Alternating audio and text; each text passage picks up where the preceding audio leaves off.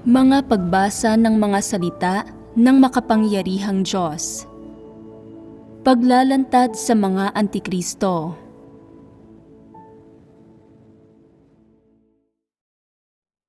Ikalimang item. Nililihis, inaakit, pinagbabantaan, at kinokontrol nila ang mga tao. Isang paghihimay kung paano nililihis, inaakit, pinagbabantaan, at kinokontrol ng mga Antikristo ang mga tao. Una, isang paghihimay kung paano inililihis ng mga Antikristo ang mga tao. Noong huling pagtitipon, tinapos natin ang ating pagbabahaginan tungkol sa pang-apat na item ng iba't ibang pagpapamalas ng mga Antikristo. Sa araw na ito, sisimulan natin ang pagbabahaginan tungkol sa panlimang item. Kung paano nililihis, inaakit, pinagbabantaan, at kinokontrol ng mga Antikristo ang mga tao. May 4 na pandiwang sangkot sa aspektong ito ng mga pagpapamalas ng mga Antikristo, at mula sa 4 na pandiwang ito at sa pag-uugali ng mga Antikristo, makikita natin ang kanilang mga disposisyon. Ang unang pandiwa ay inililihis. Anong uri ng disposisyon ang nakapaloob dito? Ito ay kabuktutan. Ngayon, paano naman ang inaakit? Kadalasan ba ay magaganda o hindi magagandang salita ang ginagamit sa pang-aakit? Magagandang salita. Kaya, anong uri ng disposisyon ang kumukontrol sa pag-uugaling ito? Kabuktutan. Paano naman ang tinatakot at kinokontrol? Anong disposisyon ang kumukontrol sa mga ito? Kalupitan. Tama iyan, kalupitan. Mula sa panlimang item, makikita natin ang mga disposisyon ng mga Antikristo. Ano ang mga pangunahing pagpapamalas ng mga Antikristo sa item na ito? Ang dalawang disposisyong ito ng kabuktutan at kalupitan ay parehong napaka-prominente at malinaw. Isa-isa nating talakayin ang mga pag-uugaling ito simula sa inililihis. Ano ang karaniwang kahulugan ng terminong inililihis? May sangkot ba ritong anumang pagpapamalas ng pagkamatapat? May anumang matapat na salita ba rito? Walang matatapat na salita rito. Huwad ang lahat ng ito, paggamit ito ng mga maling impresyon, maling pahayag, at mga mapanlinlang na salita para mapaniwala ang iba na tama ang sinasabi ng isang tao. Sa gayon ay hinihikayat ang iba na kilalanin at pagkatiwalaan siya. Ito ang ibig sabihin ng inililihis. Nakakamit ba ng mga taong nalihis ang katotohanan o tumatahak ba sila sa tamang landas? Hindi nila nakakamit ang alinman sa mga bagay na ito. Ang pag-uugali at pagsasagawa ng panlilihis ng mga tao ay talagang negatibo sa halip na positibo. Ang mga taong nailihis ay talagang nalinlang. Hindi nila nauunawaan ang mga aktwal na katunayan, ang tunay na sitwasyon o ang tunay na konteksto, at pagkatapos ay pinipili nila ang maling landas at direksyon at ang maling tao para sundan. Ito ang epekto ng panlilihis sa mga taong nahuhulog dito. Katulad ito ng mga patalastas sa isang pamilihan. Napakahusay ng pagkakasulat sa mga ito, at kapag nakita ang mga ito ng mga tao, agad nila itong pinaniniwalaan. Pero pagkatapos nilang bumili, na pagtatanto nilang walang pakinabang ang mga produkto. Pagkakalinlang iyon. Kaya, ano ang layunin sa likod ng pag-asal ng mga antikristo sa paraang nakakapaglihis ng mga tao? Ano ang mga paraang ginagamit nila? Ano ang mga salitang sinasabi nila? At ano ang mga bagay na ginagawa nila upang manlihis ng mga tao? Pag-usapan muna natin ang layunin nila. Kung wala talaga silang layunin, kakailanganin ba nilang magsikap o magsabi ng magagandang bagay para mangakit at manlihis ng mga tao? May kasabihan ang mga walang pananampalataya. Walang libreng tanghalian. Kung hindi mo makikita ang totoo rito, malilinlang ka. Ganito talaga kabuktot ang mundo. Nagpapakana ang mga tao laban sa isa't isa at inaabuso nila ang isa't isa. Ganito ang buhay ng tiwaling sangkatauhan. Bakit pinagsisikapan ng mga antikristo ang pagsasalita ng paligoy-ligoy upang manlihis ng mga tao? Nagsasalita at kumikilos sila ng may malinaw na layunin na ito ay ang makipagkompetensya para sa kapangyarihan at kontrol sa mga tao. Walang duda ito. Walang pinagkaiba ang mga layunin nila sa mga layunin ng mga politiko. Kaya, anong mga estratehiya ang ginagamit ng mga antikristo para manlihis ng mga tao? Paano nila ito ginagawa? Una, iniengganyo kanilang magustuhan sila. Sa sandaling maganda na ang impresyon mo sa kanila, hindi ka na mag-iingat laban sa kanila. Pagkakatiwalaan mo na sila at pagkatapos ay tatanggapin mo na ang kanilang pamumuno at bukal sa loob kang sumusunod sa kanila. Magiging handa kang makinig sa anumang sabihin nila at anumang ipagawa nila sa iyo. Ano ang ibig sabihin ng kahandaang makinig na ito? Ibig sabihin nito ay hindi pagsasagawa ng pagkilatis at pakikinig at pagsunod ng walang mga prinsipyo. Maisa sa katuparan ba ng mga antikristo ang epekto ng panlilihis sa mga tao gamit ang mga salita o paraan ng pagkondena? Talagang hindi. Kaya, anong mga paraan ang karaniwan nilang ginagamit upang maisakatuparan ang epektong ito? Kadalasan, gumagamit sila ng mga salitang naaayon sa mga kuro-kuro ng tao, pati na ng mga doktrina ng sentimiento ng tao. Minsan ay nagsasalita rin sila ng ilang salita at doktrinang naaayon sa katotohanan. Ginagawa nitong madali para sa kanilang maisakatuparan ang layon nilang manlihis ng mga tao at malamang din na tanggapin sila ng mga tao. Halimbawa, kapag ang mga kapatid ay may ginagawang mali, nagdudulot ng mga kalugihan sa gawain ng iglesia at negatibo ang pakiramdam at nanghihina, hindi nakikipagbahaginan sa katotohanan ang mga antikristo para suportahan at tulungan ang mga ito. Sa halip, sinasabi nila, karaniwang pangyayari sa mga tao ang manghina. Normal ito. Madalas din akong mahina. Hindi naaalala ng Diyos ang mga bagay na ito. Sa realidad, alam ba nila kung naaalala ng Diyos ang mga bagay na ito o hindi? Hindi. Hindi nila alam. Sinasabi nila, hindi mahalaga kung hindi na pangasiwaan ng maayos ang bagay na ito. Itama mo na lang ito sa susunod.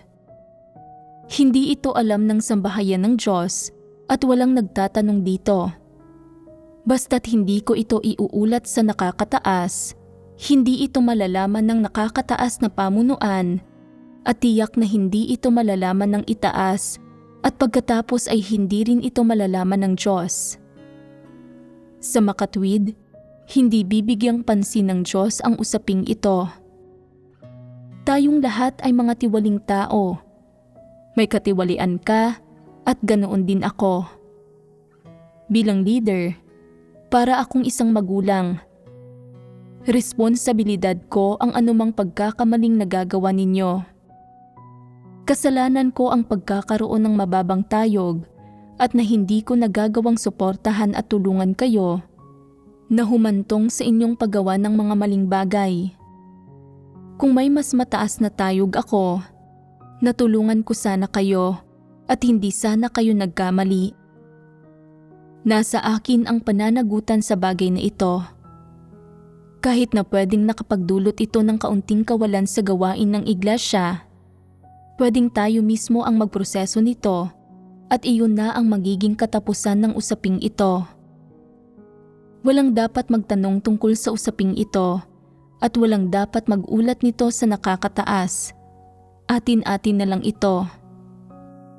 Kung hindi ko ito babanggitin sa ibang kapatid, walang mag-uulat nito sa mga nakakataas at kakalimutan na ang usaping ito. Kailangan lang nating magdasal at sumumpa sa harap ng Diyos na hindi na natin kailanman uulitin ang ganitong bagay o ang ganitong pagkakamali.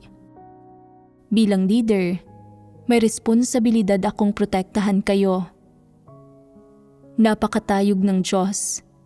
Makatotohanan bang hilingin natin ang kanyang proteksyon? Isa pa, hindi pinagkakaabalahan ng Diyos ang maliliit na bagay na ito sa buhay ng mga tao, kaya ang responsibilidad ng pagprotekta sa inyo ay lubos na nagiging pananagutan ko bilang isang leader. Mababa ang tayog ninyo, kaya aakuin ko ang pananagutan kung magkakamali kayo. Huwag kayong mag-alala. Kung darating ang panahon na talagang magkakaroon ng problema at matutuklasan o malalaman ng itaas ang tungkol dito, ipaglalaban ko kayo. Kapag narinig ito ng mga tao, iisipin nila, mabuti ito. Alalang-alala ako sa pag-ako ng responsibilidad. Napakabuti ng leader na ito. Hindi ba't nailihis na sila? May anumang bagay bang naaayon sa katotohanan sa sinabi ng mga antikristo?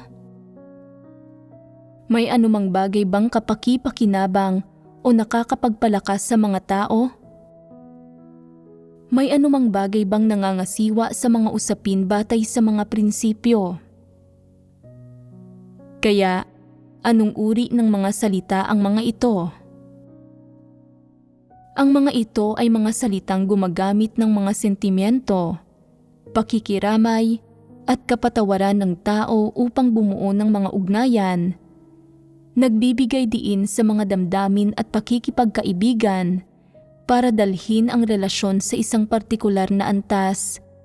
Ipinaparamdam sa mga tao na ang mga antikristo ay partikular na maunawain, partikular na mapagpatawad at mapagparaya sa mga tao. Pero walang mga prinsipyo o mga katotohanan dito. Ano ang mababaw na pangunawang ito? Pagbabaliwala lang ito sa mga bagay-bagay para itong panunuyo ng isang bata. Anong mga estratehiya ang ginagamit dito? Panunuyo, panlilinlang, pagbuo ng mga koneksyon, pagbabaliwala sa mga bagay-bagay, at pagkukunwaring isang mabuting tao, lahat sa kapinsalaan ng mga interes ng mga kapatid at pagkakanulo sa mga interes ng sambahayan ng Diyos upang maisakatuparan ang layo nilang manloko at manlihis ng mga tao. Ano ang pangwakas na kahihinatnan nito? Idinudulot nito sa mga taong lumayo sa Diyos, mag-ingat laban sa Diyos, at mas mapalapit sa mga antikristo. Kahit pagkatapos mailihis, sinasabi ng mga taong ito, pagkatapos ng pagkakamali kong iyon, alalang-alala ako. Maraming beses akong nagdasal sa Diyos, pero hindi niya pinagaan ang loob ko. Nanghina at nabalisa ang puso ko at wala akong mahanap na kalutasan sa Diyos. Pero ngayon ay ayos na ito. Basta't lalapit ako sa leader, malulutas ang lahat ng problema ko. Talagang napakaswerte kong magkaroon ng ganoong leader. Ang leader namin ay mahusay kaysa sa sino man. Sa puntong ito, nalipat na ang kanilang mga puso at pananaw sa mga antikristo at nakontrol na sila ng mga ito. Paano sila nakontrol ng mga antikristo? Dahil nakakahanap sila ng pakiramdam ng kapanatagan sa mga antikristong ito. Nakakatanggap sila ng pakikiramay at sa kaibuturan ng puso nila ay nakakatanggap sila ng kasiyahan at kaginhawahan. Ipinapakita nito na nailihis na sila. Dati, natuklasan ng itaas na may isang taong may masamang pagkatao sa isang partikular na iglesia na palaging gumagawa ng mga nakakagulo at nakakagambalang bagay nang walang anumang tanda ng pagsisisi. Kaya sinabi nila sa lokal na leader ng iglesia na alisin ang taong ito. Nang marinig ito ng lokal na leader ng iglesia, naisip niya, alisin siya? Kailangan ko itong pag-isipan. Isa siya sa akin. Hindi pwedeng basta-basta na lang ninyo siyang aalisin. Kailangan ko siyang ipaglaban. Hindi nauunawaan ng itaas ang tunay na kalagayan ng mga usapin. Talagang sobra naman ang subukan siyang alisin ng ganoon-ganoon lang. Masyado siyang masasaktan. Sumang-ayon siya sa salita na alisin ang taong ito, pero sa kanyang puso, wala siyang layuning gawin iyon. Alam mo ba kung paano niya ito pinangasiwaan? Pinagbulayan niya ito. Paano ko pakikitunguhan ang sitwasyong ito sa paraang ang mga taong nasa ilalim ko ay masisiyahan sa akin bilang leader nila at hindi ako kasusuklaman ng itaas? Pagkatapos itong pag-isipan, nakabuo siya ng plano. Sama-sama niyang ipinatawag ang lahat para sa isang pagtitipon at sinabi, ngayong araw, may espesyal na usapin tayong pakikitunguhan. Ano ito? May isang taong hindi masyadong nagugustuhan ng itaas at gusto nilang alisin ang taong ito. Kaya, ano ang dapat nating gawin tungkol dito? Pagpasyahan nating lahat kung aalisin natin ang taong ito o hindi sa pamamagitan ng botohan. Binilang ang resulta ng botohan at mga 80 hanggang 70% ng mga tao ang sumang-ayon na alisin ang taong ito, pero may ilang botong tutol. Hindi natin pag-uusapan kung ang mga tutol na ito ay mga matibay na tagasunod ng masamang tao o kung ginawa nila ito sa ibang kadahilanan. Ano't anuman, may ilang taong hindi sumang-ayon at hindi nagkakaisa ang opinyon. Pagkatapos ay sinabi ng leader, sa pamamagitan ng botohan, napansin kong may mga magkakaibang tinig. Isa itong mahalagang usapin at dapat nating igalang ang mga tinig na ito. Kailangan nating magsagawa ng demokrasya. Tingnan ninyo kung gaano kaganda ang kanluraning sistemang demokratiko. Dapat din tayong magsagawa ng tulad niyon sa iglesia. Dapat nating pagsikapan sa abot ng ating makakaya na magkaroon ng demokrasya at mga karapatang pantao. Ngayon, dahil may ilang botong tutol, hindi natin pwedeng alisin ang taong ito. Dapat nating igalang ang mga opinyon ng ating mga kapatid. Sino ang mga kapatid? Sila ay hinirang na mga tao ng Diyos. Hindi natin pwedeng baliwalain ang kanilang mga opinyon. Kahit na isa lang sa hinirang na mga tao ng Diyos ang hindi sumasang-ayon, hindi natin pwedeng ituloy ang pag-aalis. Sa realidad, Walang batayan ang sinabi niya. Kailanman ay walang ganoong sinabi ang Diyos. Nagsasalita lang siya ng walang katuturan.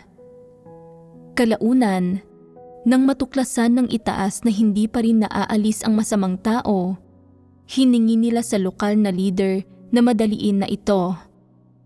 Nangako siya na sinasabi, "Sige, gagawin ko na ito agad." Ano ang ibig sabihin ng pangako niya? Ibig sabihin nito ay magpapaliban-liban siya. Inisip niya, hinihingi ninyo sa akin na alisin siya, pero hindi ko ito magagawa agad-agad. Malay natin, kung lumipas ang sapat na panahon, baka makalimutan na ninyo ang tungkol dito at hindi ko na siya kakailanganing alisin. Kalaunan, sama-sama niyang ipinatawag ang lahat para sa isa pang pagtitipon at isa pang botohan. Sa pamamagitan ng pagbabahaginan at pagkilatis, naging malinaw sa lahat na kailangan talagang alisin ang taong iyon.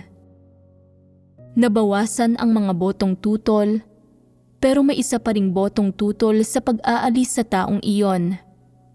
Hindi na naman ito inalis ng leader na sinasabi, "Hanggat may isang botong tutol dito, hindi natin siya pwedeng alisin."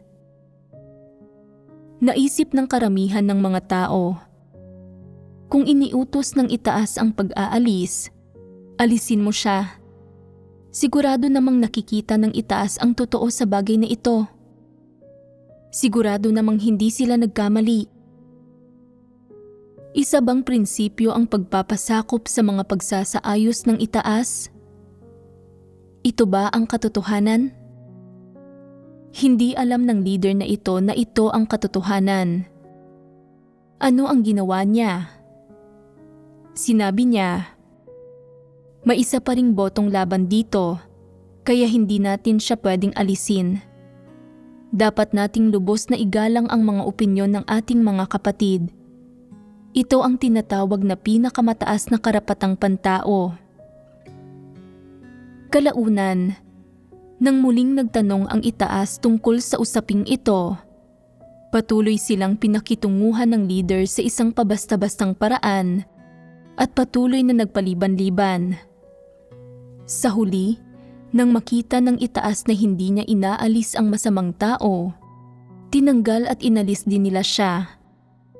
Ginawa siya ng itaas na leader at hindi siya nakinig sa kanila. May awtoridad ang itaas na gamitin siya at tanggalin siya. Isa itong atas administratibo. Kasunod nito, inalis din ang mga kakampi niya.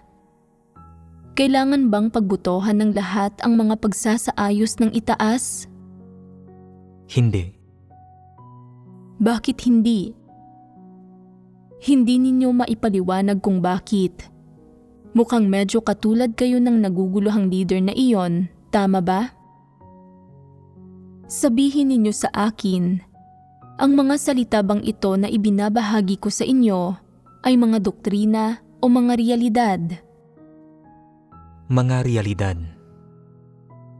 Kung isasagawa at ipapatupad ng mga tao ang mga ito, magiging tumpak ba ito? Kung tumpak ito, kailangan ba itong pagbutohan ng lahat? Makakaagrabyado ba ng isang tao ang itaas sa pag-uutos na alisin sila? Talagang hindi. Kaya, nang iutos ng itaas ang pag-aalis sa masamang taong ito at tumanggi ang leader na isakatuparan ito, ano ang problema rito? Lantarang paglaban.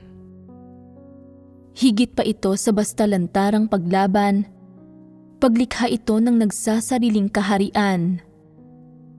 Nang iutos ng itaas ang pag-aalis sa masamang tao, nagpaliban-liban ang huwad na leader at hindi niya ito isinakatuparan at nagdaos pa nga siya ng butuhan at sinukat ang opinyon ng madla. Anong opinyon ng madla ang sinusukat niya? Ano ang opinyon ng madla? Ano ang karamihan? Nauunawaan ba o tinataglay ng karamihan ng mga tao ang katotohanan? Hindi nagtataglay ng paghilatis ang karamihan ng mga tao. Kaya pwede ba silang maging mga taong nakakaunawa sa katotohanan? Sinukat pa nga ng leader na ito ang opinyon ng madla. Talaga bang makakalutas iyon ng anumang problema? Kinakailangan ba ito? Ang karamihan ng mga tao ay walang pagkilatis at personal na pinamahalaan at iniutos ng itaas ang pag-aalis sa masamang tao. Pero nagpaliban-liban ang antikristong ito at hindi niya inalis ang taong ito. Kinakanlong at pinagtatakpan ang isang masamang tao. Hinahayaan itong manatili sa iglesia at magdulot ng mga kaguluhan. Saan man may masasamang tao, may kaguluhan at kawalan ng kaayusan. Hindi nagagawa ng mga hinirang ng Diyos ang kanilang mga tungkulin ng normal at hindi nakakausad ang gawain ng iglesia ng normal. Tanging ang agad na pag-aalis sa masasamang tao ang makakatiyak na uusad ng normal ang gawain ng iglesia. Gayunpaman, sa mga lugar kung saan may hawak na kapangyarihan ang mga antikristo, ang mga taong namiminsala sa mga interes ng sambahayan ng Diyos, nagdudulot ng mga kaguluhan, kumikilos sa hindi makatwirang paraan, at gumagawa ng kanilang mga tungkulin nang walang kahit kaunting sinseridad ay hindi maaalis.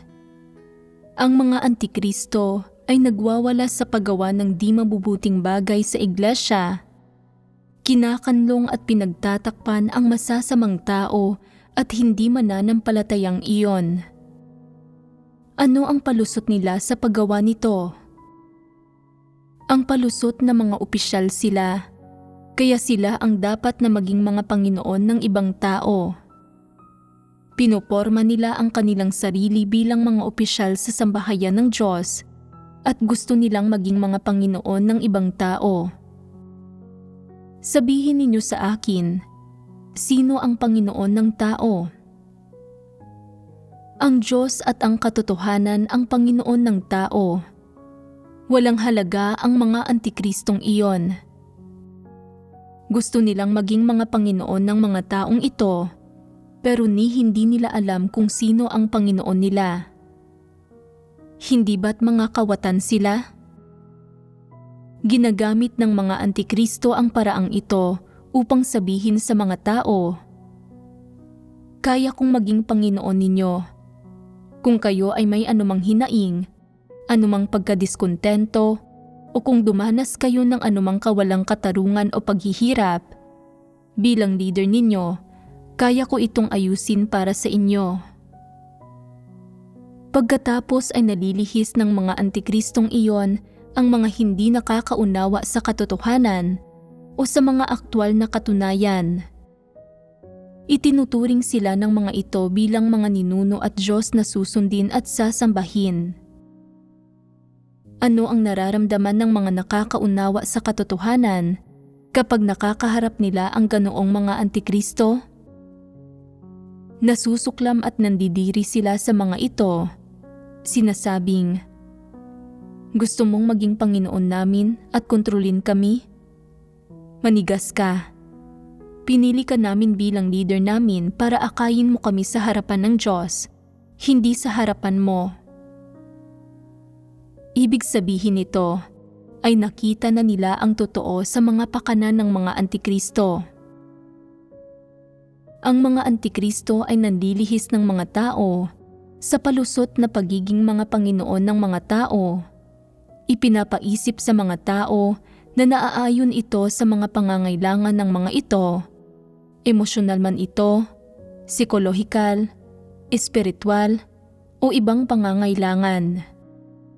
Ang mga taong hindi nakakaunawa sa katotohanan o sa mga aktwal na katunayan ay madalas na nabibiktima ng panlilihis ng mga antikristo hanggang sa puntong pagkatapos silang mailihis, hindi lang sa baka hindi na nila magawang makabalik at makapagnilay-nilay, kundi baka magsalita pa nga sila para sa mga antikristong iyon at ipagtanggol ang mga ito. Ang katunayang kaya nilang magsalita para sa mga antikristo at ipagtanggol ang mga ito ay sapat na nagpapakita na tunay na silang nailihis. Hindi ba't ito ang kaso? Bakit nananampalataya ang mga tao sa Diyos? Hindi ba't para magtamo ng kaligtasan? Kung susunod ka sa mga antikristo, hindi ba't nilalabanan mo ang Diyos at ipinagkakanulo siya? Hindi ba't pumapanig ka sa mga puwersang mapanlaban sa Diyos?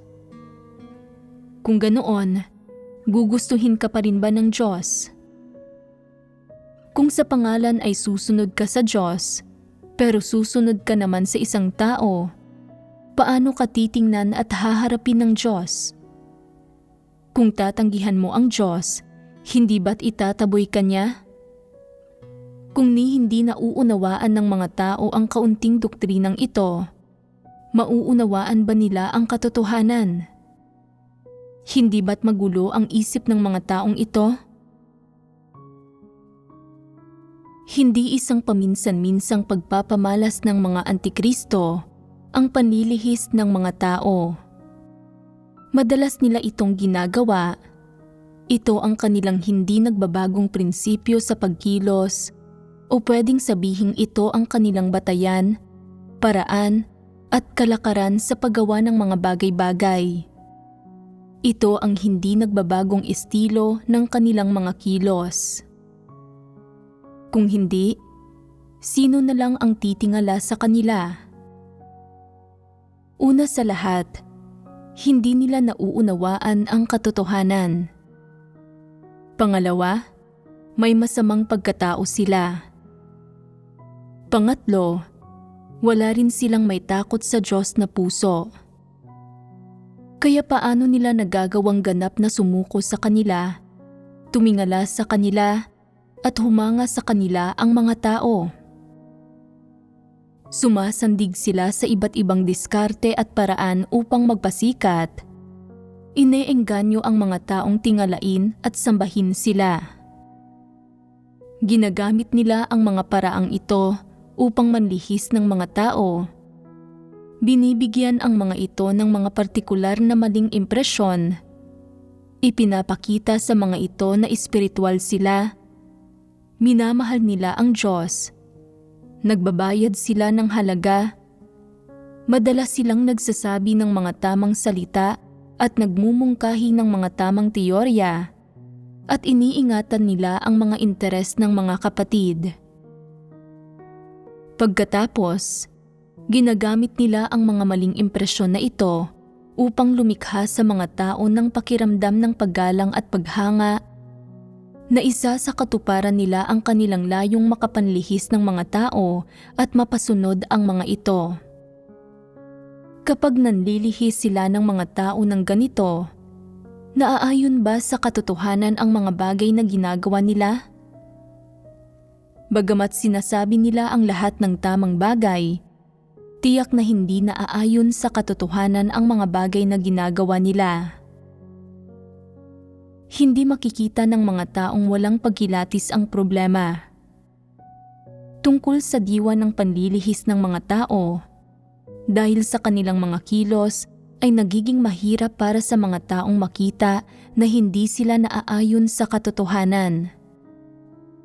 Kung makikita ito, hindi ba't mahahalata ng mga tao ang panluloko nila? Sa realidad, ang ginagawa at ang ibinubunyag nila ay isang huwad na espiritualidad. Kaya, ano ang pagpapamalas ng huwad na espiritualidad? Marami sa mga pag-uugali, kilos, at kasabihang nabibilang sa huwad na espiritualidad ay tila tama, pero sa totoo ay mga panlabas na kilos lang ang mga iyon at walang kinalaman sa pagsasagawa sa katotohanan. Katulad lang ng mga Pariseyong lumaban sa Panginoong Hesus. Hawak nila ang mga kasulatan at nagdarasal sila ng malakas sa mga kanto. Sinasabing, o Panginoon ko. Ipinapakita sa mga tao ang kanilang kabanalan.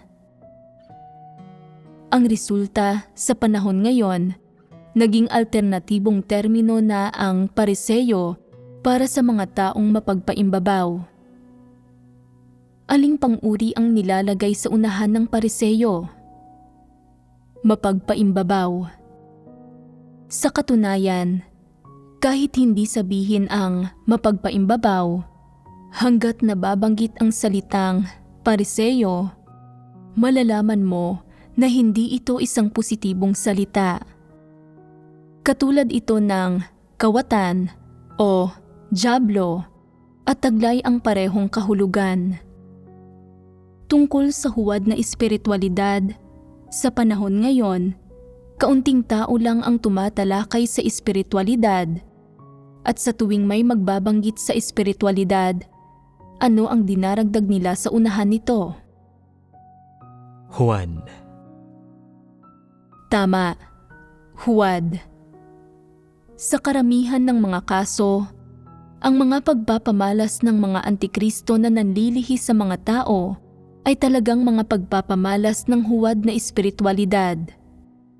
Ang mga salita, kilos, at pag-uugaling nauugnay sa huwad na espiritualidad ay tila mabuti, medyo masigasig at naaayon sa katotohanan. Kapag nakikita nilang nanghihina ang isang tao, kinakalimutan nila ang pagkain nila at nagmamadaling suportahan ito. Kapag nakikita nilang ang isang tao ay may problema sa tahanan, pinababayaan na nila ang mga personal nilang usapin at nagmamadaling tulungan ito. Gayunpaman, ang kanilang pagtulong ay binubuo ng pagbanggit ng mga partikular na tamang salita o mga masarap pakinggan at nakakaunawang salita, pero pagkatapos ng napakaraming talakayan, hindi naman talaga nalulutas ang mga aktwal na isyu ng taong iyon. Ano ang layunin ng pagkilos nila ng ganito? Sadyang naaantig ang mga tao sa pag-uugali nila at pakiramdam ng mga ito ay mabuti ang pagkakaroon ng ganitong leader na maaasahan sa mga panahon ng pangangailangan. Talagang masaya ang mga ito.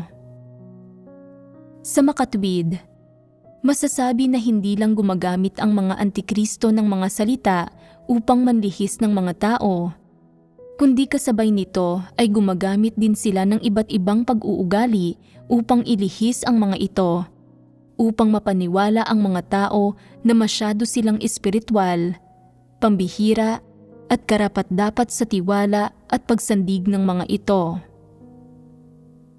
Pwede pang ang isipin ng ilan, parang masyadong abstrakto ang pananampalataya sa Diyos, pero ang pananampalataya sa aming leader ay praktikal. Lubos itong tunay at totoo. Mahahawakan at makikita mo siya. At kapag may mga bagay kang pinakikitunguhan, ay pwede mo siyang tanungin at kausapin ng direkta. Talagang maganda iyon. Sa pagkakamit ng ganoong mga resulta, naabot ng mga antikristo ang mga layunin nila, pero ang mga taong nailihis nila ay nauuwing miserable.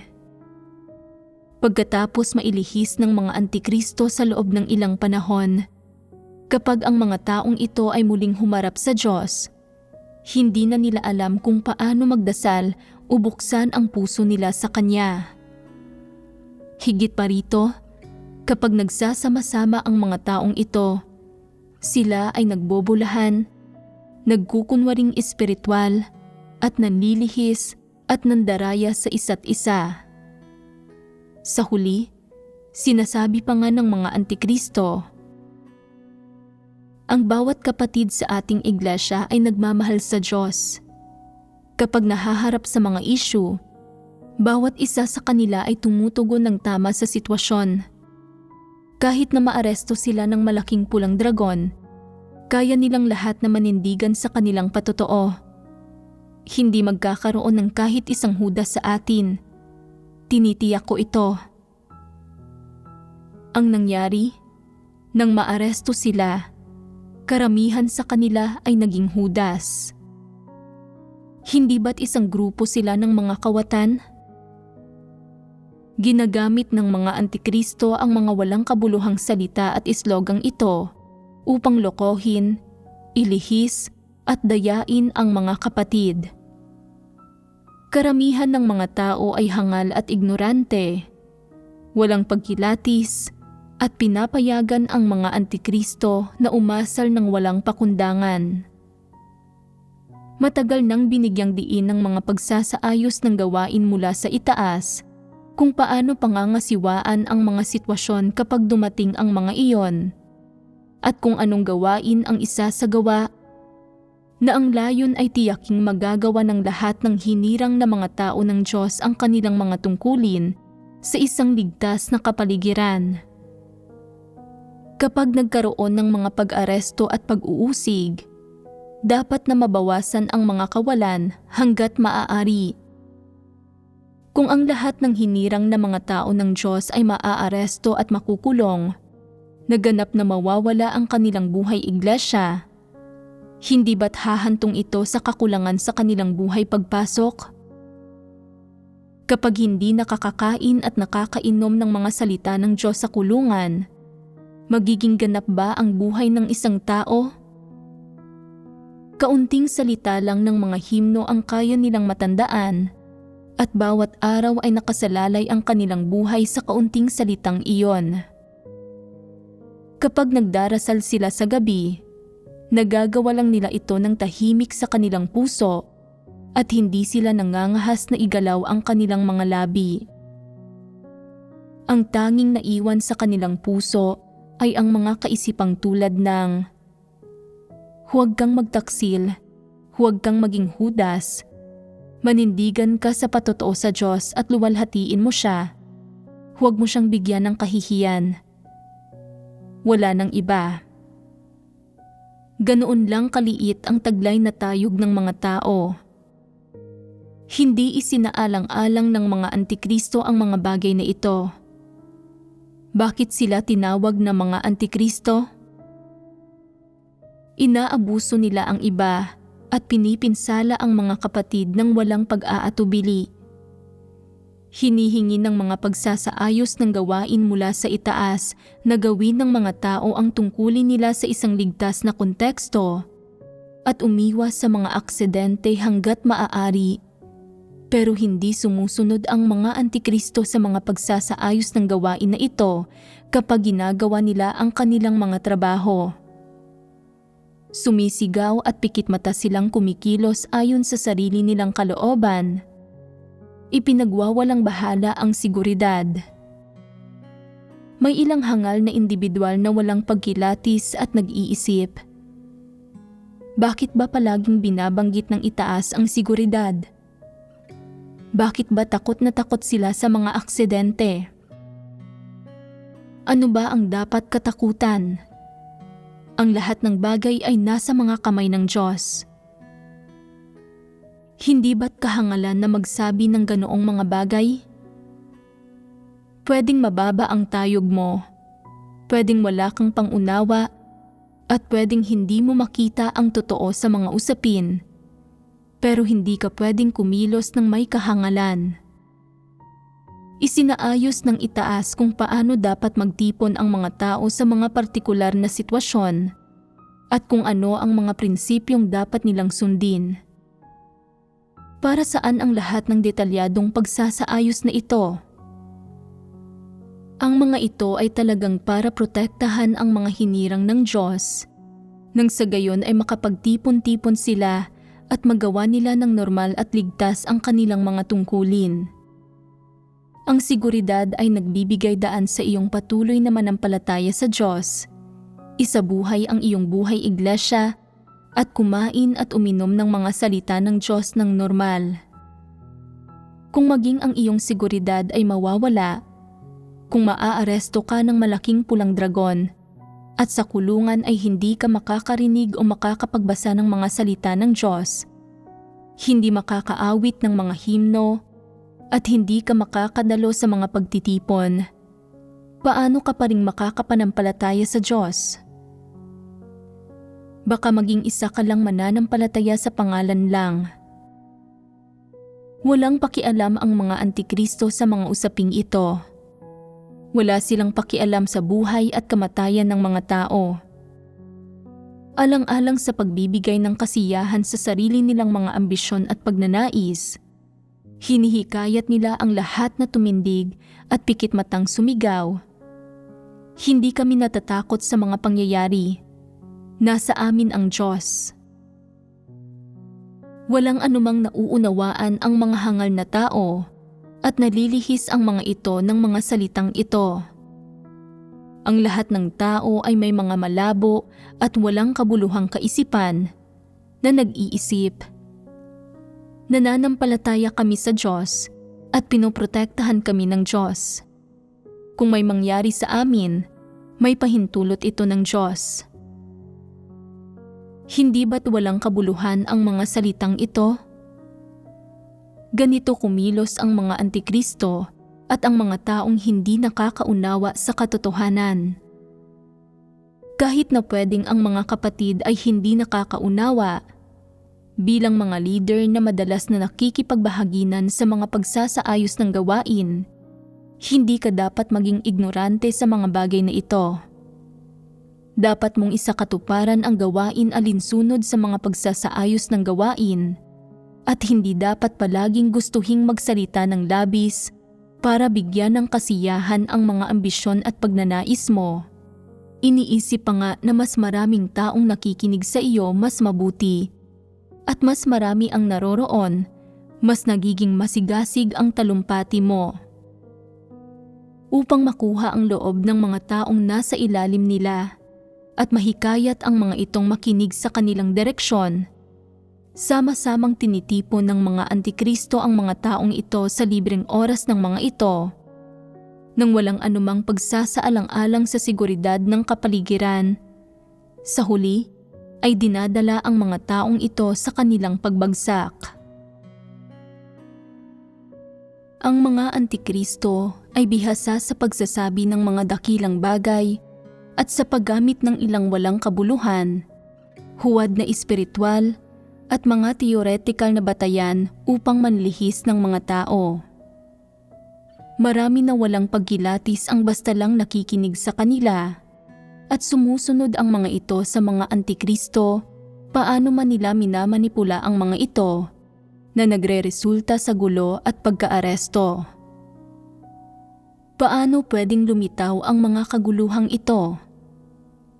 Pwedeng sabihin ng ilan na ito ay dahil hindi pinrotektahan ng Diyos ang mga taong ito. Pero hindi ba't pagrereklamo iyon tungkol sa Diyos? Hindi pwedeng isisi sa Diyos ang usaping ito.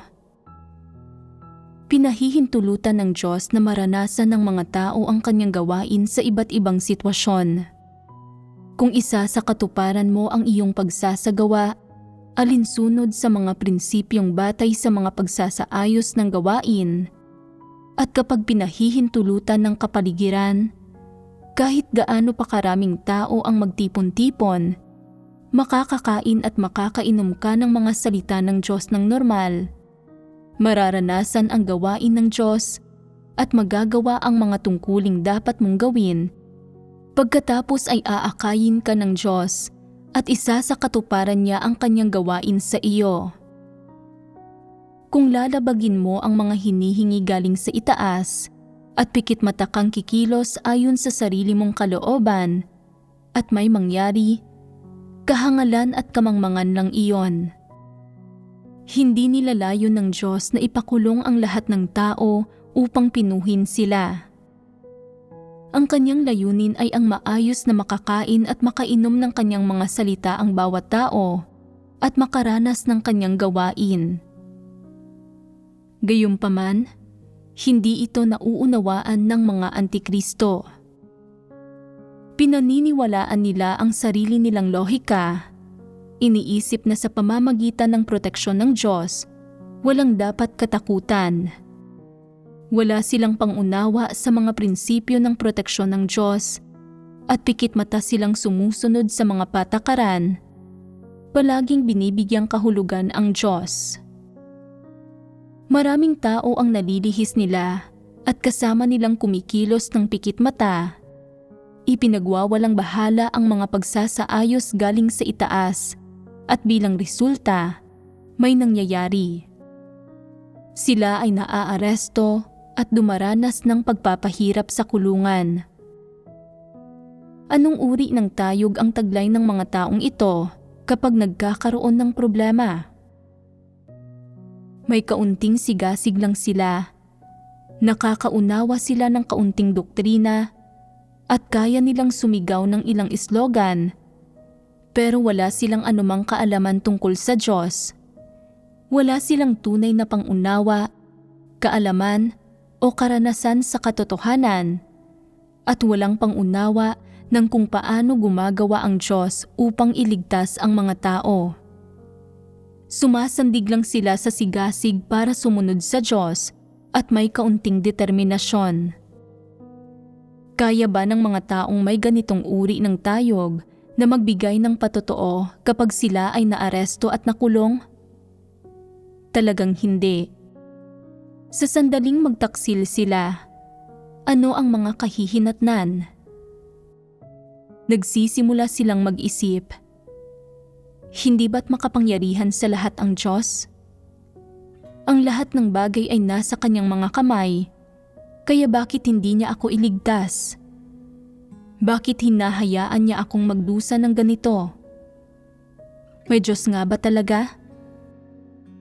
Posible kayang nagkamali kami sa pagiging masyadong masigasig? Kung nailigaw kami ng aming mga leader, bakit hindi sila dinidisiplina ng Diyos? Bakit kami dinala rito ng Diyos? Bakit pinahintulutan niyang maharap kami sa ganitong pangyayari? Nagsisimulang lumitaw ang mga paninisi na agad sinusundan ng pagtatatwa sa Diyos. Ang mga kilos ng Diyos ay hindi naaayon sa kalooban ng tao. Pwedeng hindi palaging tama ang kanyang mga kilos at pwedeng hindi naman talaga siya ang katotohanan. Sa huli, pagkatapos magdusa ng labis at pagtiisan ito sa loob ng ilang panahon, kahit ang kaunting doktrinang kanilang nalalaman at ang kaunting sigasig na taglay nila ay naglalaho. Itinatatwa nila ang Diyos at nawawalan sila ng pananalig. Nagiging Judas pa nga. Pagkatapos mapalaya sa kulungan, iniisip pa nga nila, ngayon ay hinding-hindi ko na ulit kailangang alalahanin ang mga pangyayari. Tingnan ninyo kung gaano kaganda ang kalagayan ng mga taong hindi nananampalataya sa Diyos. Mayroon silang labis-labis na kalayaan doon sa labas. Anong ginagawa natin na nananampalataya ng palihim? Kung ipinagbabawal ng bansa ang pananampalataya, itigil na lang natin ang pananampalataya. Kalaunan ba ay kaya pa ring manampalataya sa Diyos ng ganoong mga tao? Hindi na. Bakit hindi na nila kaya? Hindi na sila gusto ng Diyos.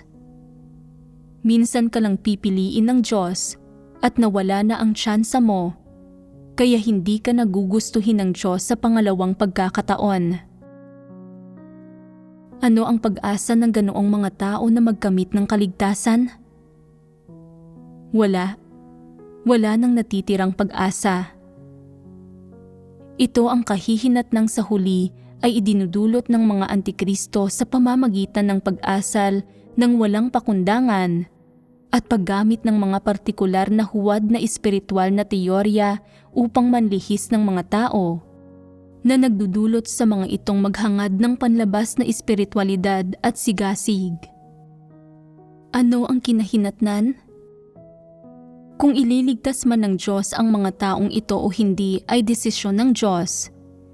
Pero kahit papaano sa ngayon, tila kapag umabot na sa puntong ito ang landas ng mga tao sa pananalig sa Diyos, ang mga kinabukasan at destinasyon nila ay talagang nasira. Kapag ang lahat ng ito ay nauwi rito, sino ang nagdulot nito? Ang mga antikristo ang nagdulot nito. Kung hindi sila masyadong pikit matang kumilos, sa halip ay kumilos sila alinsunod sa mga pagsasaayos ng gawain. Pinangungunahan ang mga kapatid alinsunod sa mga hinihingi galing sa itaas at dinadala ang lahat ng tao sa harapan ng Diyos. Hindi sana nangyari ang mga bagay na ito. May pag-asa pa rin ba sanang maligtas ang mga taong ito? Magkakaroon pa rin ng pag-asang maligtas ang mga taong ito. Dahil lubhang lumaki ang mga ambisyon at pagnanais ng mga antikristo, kung walang magpoprotekta sa kanila at makikinig sa kanila, pakiramdam nila ay nakakatamad at nakakainip ang buhay nila. Tinatrato nila ang mga taong iyon na naguguluhan bilang walang halagang tauhan at mga laruang mamanipulahin. Pinapasunod silang lahat sa kanilang halimbawa. Pakiramdam nila ay may kakayahan sila at nagtataglay sila ng mga kasiyahan at na makabuluhan ang buhay na ito. Para bigyan ng kasiyahan ang kanilang mga ambisyon at pagnanais, ginagamit nila ang mga tinatawag na espiritual at masarap pakinggang salitang ito upang ilihis ang mga taong sumusunod sa kanila. At pagkatapos mailihis ang mga ito, ginagawang tumaliwas ang mga ito sa tunay na daan at sa mga salita ng Diyos. Ilayo ang mga sarili nito sa Diyos at sumunod sa kanila at tahakin ang landas ng mga antikristo. Ano ang pangwakas na resulta? Nasira ang mga kinabukasan at destinasyon ng mga taong ito at nawala ang tsansa ng mga ito sa kaligtasan. Ano ang mga kahihinatnan kapag ang mga tao ay hindi nananampalataya ng maayos sa Diyos, kundi sumusunod sa ibang tao? Naiinggit pa rin ba kayo sa sino mang parang espiritual? Paano naman ang terminong espiritual? Wala itong kabuluhan. Ang mga tao ay salaman. Sila ay mga nilikha. Kung tunay kang espiritual, hindi naiiral ang iyong laman. At gaano ka na ka-espiritual kung ganoon? Hindi ba't walang kabuluhang pananalita lang iyon? Kaya nakita mo, walang batayan ang mismong terminong espiritual. Walang kabuluhang pananalita lang ito. Sa hinaharap, kung makakarinig ka ng isang taong nagsasabing naghahangad siya ng espiritualidad, sabihin mo sa kanya, dapat mong hangaring maging isang matapat na tao at ang pamumuhay sa harapan ng Diyos. Mas makatotohanan iyon. Kung hahangarin mo ang espiritualidad, wala itong patutunguhan. Huwag na huwag mong hahangarin ang espiritualidad. Hindi ito isang bagay na hinahangad ng mga tao. Talagang wala itong batayan. Sabihin ninyo sa akin, pagkatapos manampalataya sa Diyos sa loob ng maraming taon, sino ang naging espiritual na tao? Ang mga tanyag na tao at mga tagapagpaliwanag ng Biblia ng mga relihiyon, espiritual ba sila? Lahat sila ay mga mapagpaimbabaw. Wala ni isa sa kanila ang espiritual. Ginagamit ng mga taong nag-imbento ng terminong espiritual ang walang kabuluhang salitang ito upang manlihis ng iba. Sila ay mga kawatan at dyablo. Anong uri ng tao ang makakapagsabi ng ganoong mga walang kabuluhang bagay? May espiritual na pangunawa ba sila? Kung hindi mo maintindihan kung ano ang dapat hangarin ng mga tao kapag nananampalataya sila sa Diyos o kung saan sila dapat na mapabilang, mauunawaan mo ba ang katotohanan? Isa kang likas na nilikha, isang miyembro ng sangkatauhan na nagawang tiwali ni Satanas. Pagdating sa pagiging kabilang sa isang bagay, nabibilang ka sa laman. Iyon ang katangian ng mga tao. Siyempre, kung hinahangad mong maging salaman, Nabibilang ka kay Satanas. Pagtahak iyon sa landas ng mundo. Ang mga taong nananampalataya sa Diyos ay dapat na maghangad sa katotohanan. Tama iyon. Kung hinahangad ng mga taong maging espiritual o maging pagmamay-ari ng Diyos, maaabot ba nila ang bagay na ito? Kahit paano pa nila ito hangarin, wala itong saysay. Hindi ito ang tamang landas ng pananampalataya sa Diyos. Sa makatuwid, ang paghahangad na maging espiritual o maging pagmamay-ari ng Diyos ay isa lang slogan, isang huwad na espiritual na teorya na walang kaugnayan sa katotohanan. Kung nananampalataya ka sa Diyos at sumusunod ka sa Diyos, dapat mong isakatuparan ng maayos ang iyong tungkulin bilang isang nilikha at magawang magpasakop sa Diyos at magbigay lugod sa Kanya. Ito ang katotohanang realidad.